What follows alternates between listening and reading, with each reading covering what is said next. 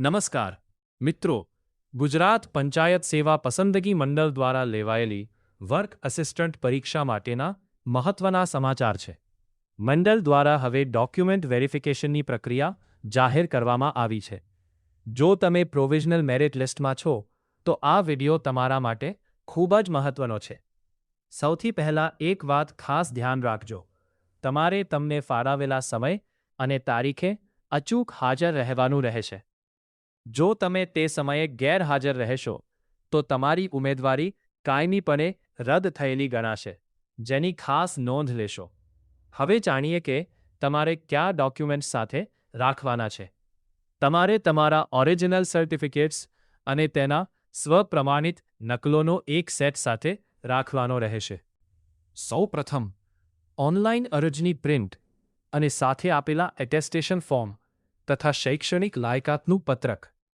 ત્યારબાદ ધોરણ 10 અને 12ની માર્કશીટ તથા ટ્રાયલ સર્ટિફિકેટ.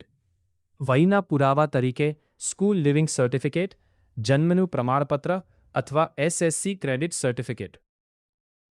તમારી ડિપ્લોમા ઇન સિવિલ એન્જિનિયરિંગની માર્કશીટ અને પ્રમાણપત્ર.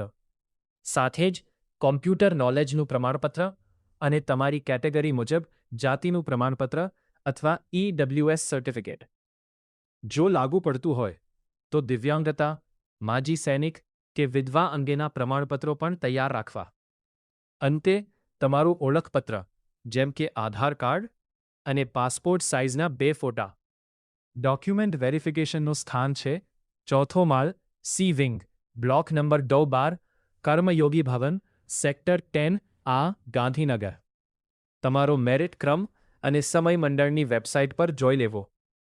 તમને ઈમેલ દ્વારા પણ સૂચના મળી જ ગઈ હશે. તે મુજબ ફોર્મ ભરીને સમયસર પહોંચી જજો.